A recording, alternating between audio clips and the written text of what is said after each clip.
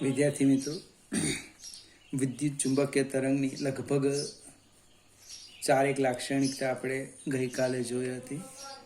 સહેજ આપણે આગળ જઈએ.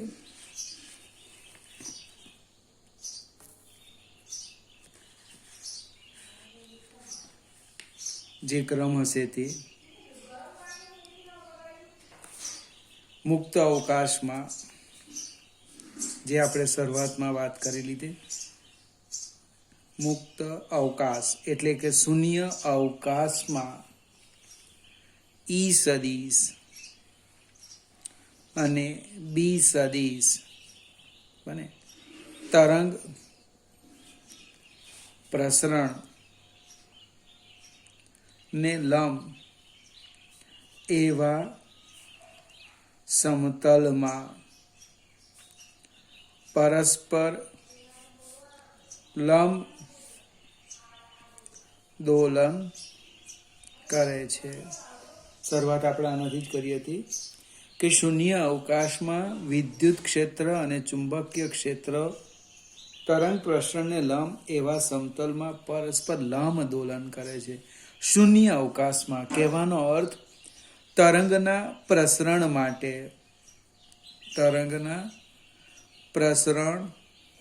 માટે માધ્યમની જરૂર નથી.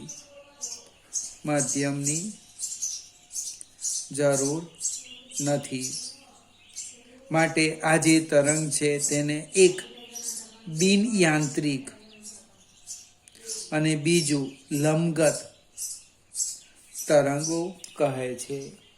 જે તરંગને પ્રસરણ માટે માધ્યમની જરૂર હોય એને યાંત્રિક કહેવાય અને ન હોય એને બિન યાંત્રિક કહેવાય. બિન યાંત્રિકનું આપણી પાસે એક જ ઉદાહરણ વિદ્યુત ચુંબકીય તરંગ. આગળ જઈએ. હવે આજે મુક્ત અવકાશ એટલે કે શૂન્ય અવકાશમાં વિદ્યુત ચુંબકીય તરંગની ઝડપ, આપણે એને સી કહેવાના, એ એક મૂળભૂત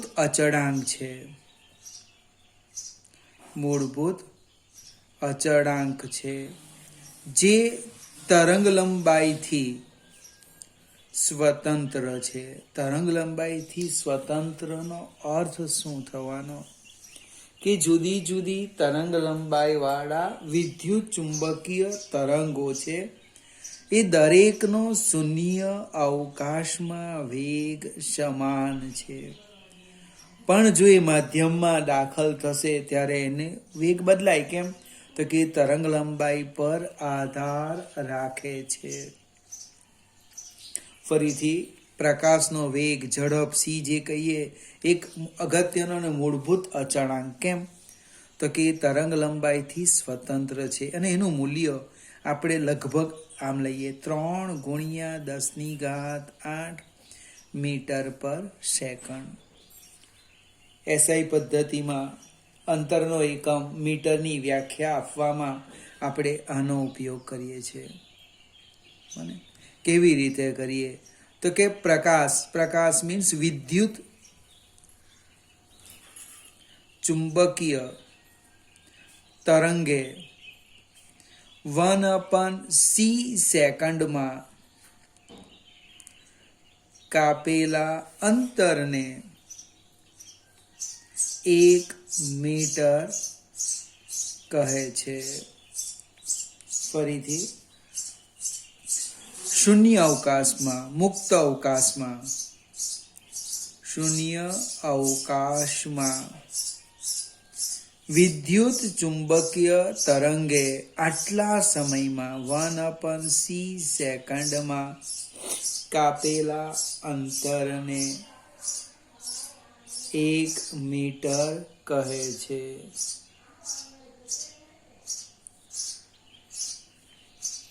ખ્યાલ આવશે ને મિત્રો?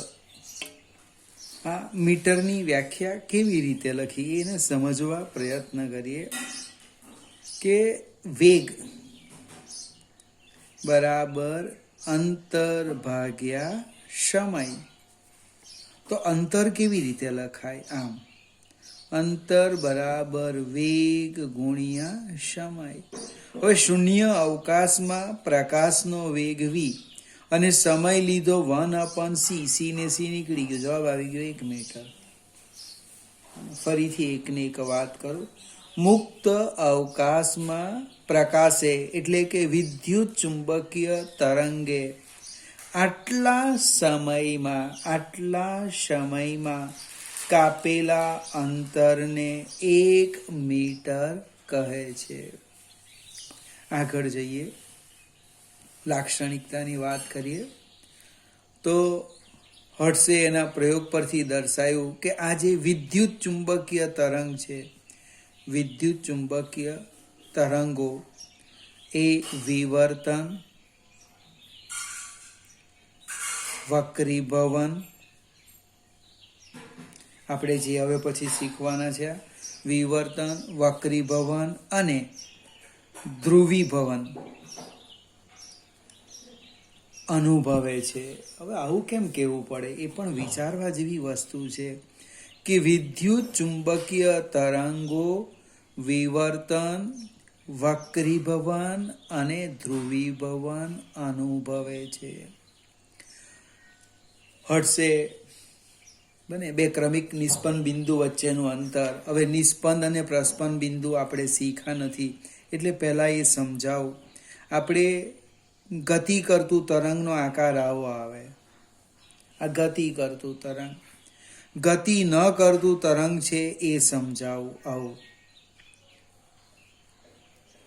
ગતિ ન કરતું તરંગ, ગતિ ન કરે એને સ્થિત કહેવાય. સ્થિત. જો તમને યાદ હોય તો આપણે એક સોનોમીટરનો પ્રેક્ટિકલ કરેલો, મને તેમાં એ તારની અંદર આવા તરંગો, બીજો એક અનુનાદનો પણ કરેલો, આવા તરંગો ઉદ્ભવે. હવે આવા તરંગો સ્થિત, એ ગતિ નહીં કરે, સ્થિર, માટે સ્થિત તરંગ કહેવાય. જે બિંદુ પાસે કંપ વિસ્તાર મહત્તમ એને એન્ટીનોડ્સ, એન્ટીનોડ્સ એટલે પ્રસ્પંદ બિંદુ. એન્ટીનોડ્સ મીન્સ પ્રસ્પંદ બિંદુ. અને જ્યાં કંપ વિસ્તાર 0 તે નોડ્સ, નિસ્પંદ બિંદુ. એન ફોર નિસ્પંદ બિંદુ. ભાઈ નોડ્સ મળે એટલે એ વિચારવાનું કંપ વિસ્તાર 0, અને જ્યાં કંપ વિસ્તાર 0 હોય ત્યાં ઉર્જા 0. તમારા મગજમાં જે પણ કામનો પ્લાનિંગ હોય એ બધું કેવું થઈ જાય? 0. નિસ્પંદ બિંદુ, નોડ્સ. આપણે ક્યાં રહેવાનું? એન્ટીનોડ્સ. સૌથી મોટો કંપ વિસ્તાર, ઉર્જા મેક્સિમમ, અને સરળતાથી એ કામ થઈ શકે. તો હર્ટ્સે શું કીધું? આ બે નિસ્પંદ બિંદુ વચ્ચેનું અંતર માપ્યું, બે નોડ્સ. હર્ટ્સે બે નિસ્પંદ બિંદુ વચ્ચેનું અંતર જે λ/2 થાય એનું માપન કીધું. એના પરથી એણે શું કીધું? શોધી કાઢ્યું, લેમ્બડા શોધી કાઢ્યા. લેમ્બડા બરાબર આટલા મીટર. એને આવૃત્તિ ખબર હતી, જે ધ્વનિ ચીપીઓ લઈએ એ આવૃત્તિ આપણને ખબર છે. ત્યાર પછી એણે તરંગના વેગનું સૂત્ર લીધું, ન્યુ લેમ્બડા, ને એમાં કિંમત મૂકી. તેનું મૂલ્ય કેટલું આવ્યું? શૂન્ય અવકાશમાં પ્રકાશની ઝડપ જેટલું જ આવ્યું. સોરી, શૂન્યની મધ્યમ પણ આવી જાય છે. મને તરંગની ઝડપ એ પ્રકાશની ઝડપ જેટલી જ આવી. પણ અહીંયા પણ મેક્સવેલે તો વાત કરીએ, હર્ટ્સના પ્રયોગ પરથી સાબિતી મળે કે પ્રકાશ ખરેખર શાનો બનેલો છે? તો કે વિદ્યુત અને ચુંબકીય ક્ષેત્રનો બનેલો છે. ત્યાર પછી આ તરંગો ધ્રુવીભૂત છે, બને જે આપણે કદાચ આના પછીના 2 ચેપ્ટર પછી આવશે. જે નાના AM amplitude modulation, AM radio broadcasting. હવે AM એટલે શું? આપણે એક FM થી પરિચિત. FM એટલે શું? તો કે frequency modulation, F for frequency. બને A for amplitude, કંપ વિસ્તાર મોડ્યુલેશન રેડિયો બ્રોડકાસ્ટિંગ. FM એટલે frequency modulation radio broadcasting station. હવે આ તરંગો ધ્રુવીભૂત છે એટલે નાના AM તરંગો આપણે રેડિયોના બ્રોડકાસ્ટિંગ સ્ટેશન પ્રત્યેના પ્રતિસાદની મદદથી સહેલાઈથી જોઈ શકાય છે એવું ચોપડી કહે છે. પછી મને બતાવો એમ નહીં કહેતા. આગળ જઈએ. હવે નાની સરખી થિયરી છે, હેડિંગ લખી દે. ઉર્જા ઘનતા છે તો લાક્ષણિકતા પણ પૂછી શકાય. અવકાશમાં કોઈ પણ બિંદુ પાસેથી વિદ્યુત ચુંબકીય તરંગ પસાર થાય, મને વિદ્યુત ચુંબકીય તરંગ પસાર થાય એનો અર્થ કહેતા વિદ્યુત ઉર્જા અને ચુંબકીય ઉર્જા આવેલી છે. તો વિદ્યુત ઉર્જા ઘનતા લખું, વિદ્યુત ઉર્જા ઘનતા લખું,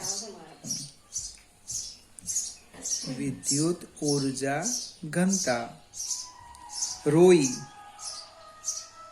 બરાબર 1/2 યાદ આવે છે કે એપ્સિલોન 0 E સ્ક્વેર.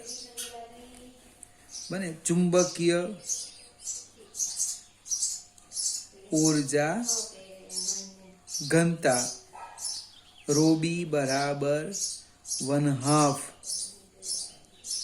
બને B સ્ક્વેર બાય μ0.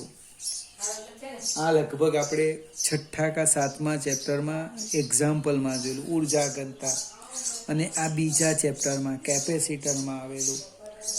રોઈ બરાબર 1/2 એપ્સિલોન 0 E સ્ક્વેર અને રોબી બરાબર B square upon twice μ0.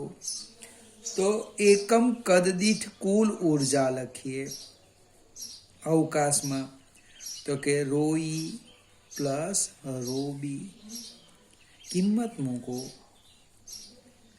1/2 epsilon 0 E square plus 1/2 B square by μ0. હવે આપણે એક સૂત્ર લખ્યું હતું, યાદ કરાવું. E બાય B બરાબર C. E બાય B બરાબર C. તો આપણે B બરાબર લખીએ E બાય C. B બરાબર E બાય C.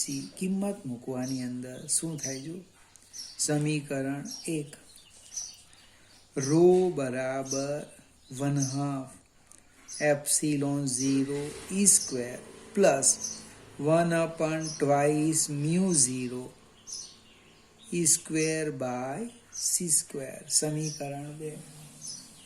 પરંતુ C એટલે શું જે આપણે શીખા નથી, એક્ઝામ્પલમાં આવશે. Under root μ0 epsilon 0. આ એક યાદ રાખવું પડશે. એટલે C સ્ક્વેર બરાબર 1/μ0 એપ્સિલોન 0. અથવા એક કામ કરો, μ0 C સ્ક્વેર લખો છો. μ0 C સ્ક્વેર બરાબર 1/એપ્સિલોન 0. એ કિંમત અહીંયા મૂકી દે. μ0 C સ્ક્વેરની જગ્યાએ આપણે શું લખી દઈએ સમીકરણ 2 માં 1/એપ્સિલોન 0 લખી દઈએ. સમીકરણ 2 માં કિંમત મૂકતા શું થવાનું? રો બરાબર 1/2 epsilon 0 E square plus 1/2 B square upon 1/એપ્સિલોન 0. છેદનો છેદ અંશમાં જાય.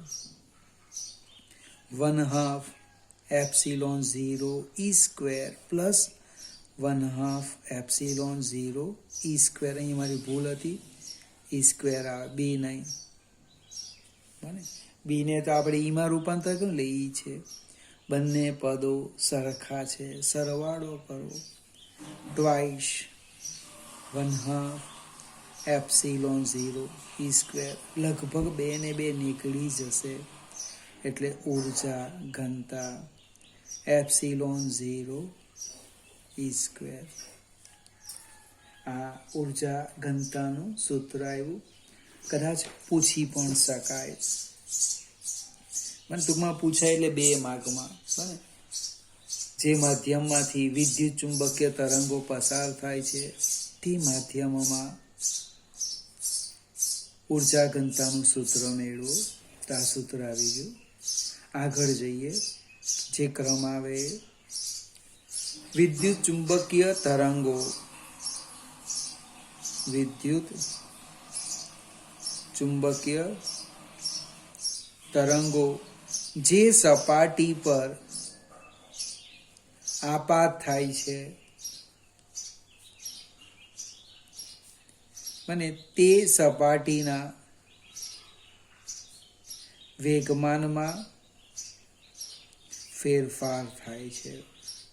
વેગમાનમાં ફેરફાર થાય મીન્સ એના ઉપર બળ લાગે છે. બળ લાગે છે એનો અર્થ તે સપાટી પર એ દબાણ ઉત્પન્ન કરે છે. ફરીથી, વિદ્યુત ચુંબકીય તરંગ જ્યારે સપાટી પર આપાત થાય ત્યારે એ સપાટી પર શું ઉત્પન્ન કરે છે? દબાણ ઉત્પન્ન કરે છે. અને વિકિરણ દબાણ કહે છે. જે દબાણ ઉત્પન્ન કરે કોણ? વિકિરણ. માટેનું નામ આપવાના વિકિરણ દબાણ. પ્રશ્નો તો દબાણ ક્યાંથી આવ્યું? તો કે સપાટીના વેગમાનમાં ફેરફાર થાય. વેગમાનમાં ફેરફાર થાય ઇટ મીન્સ બળ લાગે, અને બળ એટલે દબાણ આવવાનું. જો ટી સમયમાં, ટી સેકન્ડમાં સપાટી પર આપાત ઉર્જા, સપાટી પર આપાત ઉર્જા કેટલી છે? યુ. સપાટી પર આપાત ઉર્જા યુ, અને તેનું એ વિદ્યુત ચુંબકીય ઉર્જાનું 100% સંપૂર્ણ શોષણ થાય. મને 100% શોષણ થાય તો સપાટીને પ્રાપ્ત વેગમાન P બરાબર U/c. વાક્ય રચના જોજો, 2 ઓબ્જેક્ટિવ છે નાના નાના. સંપૂર્ણ પૂરેપૂરું 100% જો એનું શોષણ થાય તો સપાટીને પ્રાપ્ત થતું વેગમાન U/c. અને જો 100% પરાવર્તન થાય તો સપાટીને પ્રાપ્ત વેગમાન 2/u/c. એટલે ઓબ્જેક્ટિવમાં વાંચવાનું, શોષણ થાય કે પરાવર્તન થાય એને અનુરૂપ વેગમાન મળવાનું. વેગમાન, P ફોર વેગમાન, દબાણ નહીં. આ શું છે? વેગમાન છે. આગળ જઈએ. વિદ્યુત ચુંબકીય તરંગો ઉર્જાનું વહન કરે છે. આવા સરળ સરળ લખવાના. ઉર્જાનું શું કરે? વહન કરે છે. અડધો માર્ક આવી જાય. મને એ બેની આંતરિક અને લંબગત છે, બીજો અડધો માર્ક આવી જાય. સૂર્યથી પૃથ્વી સુધી પ્રકાશ ઉર્જાનું વહન કરે છે, જેથી જ પૃથ્વી પર જીવન શક્ય બન્યું છે.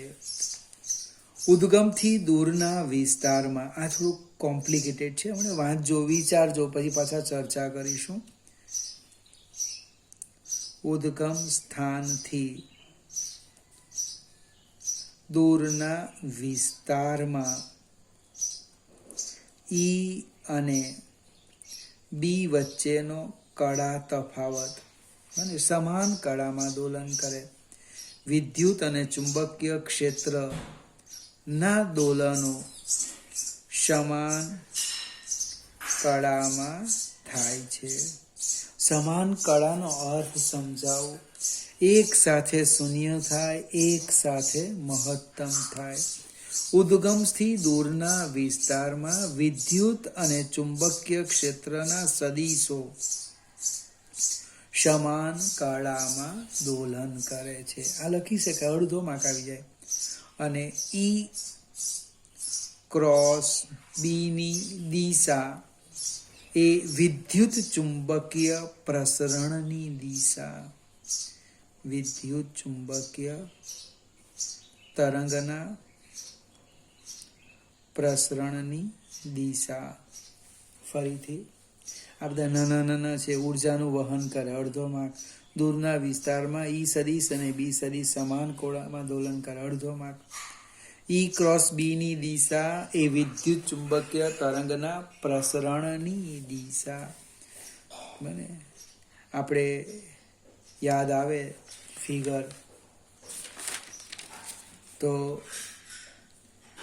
ઈ એક્સ અક્ષ પર લીધેલું હતું, બી વાય અક્ષ પર લીધેલું હતું. બને એટલે આઈ ક્રોસ જે એટલે પ્રસરણ ઝેડ અક્ષ લીધેલું હતું. આકૃતિ જે દોરેલી ને એની અંદર જો બી એક્સ અક્ષ પર લેતે અને ઈ વાય અક્ષ પર લેતે તો ઋણ ઝેડ અક્ષ આવતે.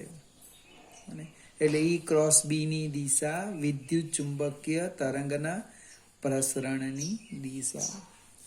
મિત્રો આમાંથી એટલે કદાચ પૂછવું હોય, શક્યતા ઓછી, પણ ઓબ્જેક્ટિવ પૂછી કાઢે. એમાં પેલા વેગના સૂત્રો યાદ રાખવાના છે. કયા કયા? તો કે એક સી બરાબર ઈ બાય બી, બીજું સી બરાબર ઓમેગા બાય કે, સી બરાબર ન્યુ લેમડા, સી બરાબર 1/√μ0 એપ્સિલોન 0. માધ્યમ લખીશું તો અહીંયા વેગ લખી દેવાનું, વી લખવાનું. વી કોઈક કદાચ પૂછી કાઢે. અને આવૃત્તિ અને તરંગ લંબાઈનો સંબંધ આમાં છે. ઉર્જા ઘનતા છે. ફરીથી પરીક્ષામાં પૂછે ન પૂછે એ અલગ વસ્તુ છે, આપણને આવડવી જોઈએ. હવે છેલ્લો મુદ્દો હું તમારા પર છોડું છું. એની જે વિદ્યુત ચુંબકીય વર્ણપટ,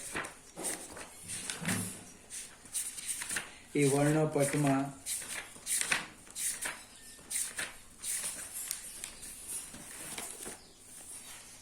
ચોપડીમાં આપ્યો છે. જુદી જુદી તરંગ લંબાઈ વાળા વિદ્યુત ચુંબકીય વર્ણપટને કંઈક નામ આપેલા છે.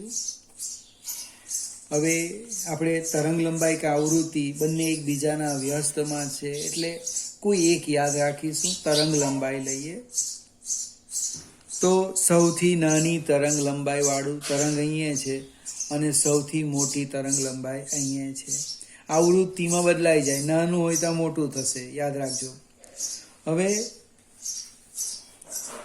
સૌથી નાની તરંગ લંબાઈની વાત કરું તો હવે ગામા કિરણો, ગેમા, એના કરતાં મોટી એક્સ રે, એના કરતાં મોટી પારજાંબલી એટલે અલ્ટ્રાવાયોલેટ,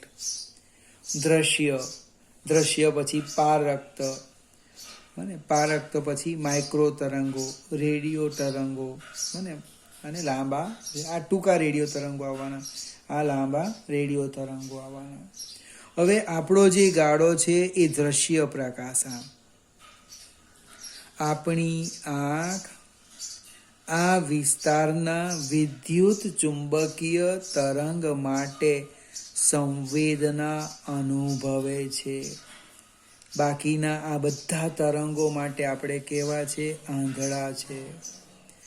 અને ભગવાને દ્રષ્ટિ તો આપેલી છે આપણને, પણ દ્રષ્ટિમાં શું રાખ્યું છે? મર્યાદા રાખી. આટલા જ તરંગો દેખાય તો આમાં તો શું હશે ખબર નહીં.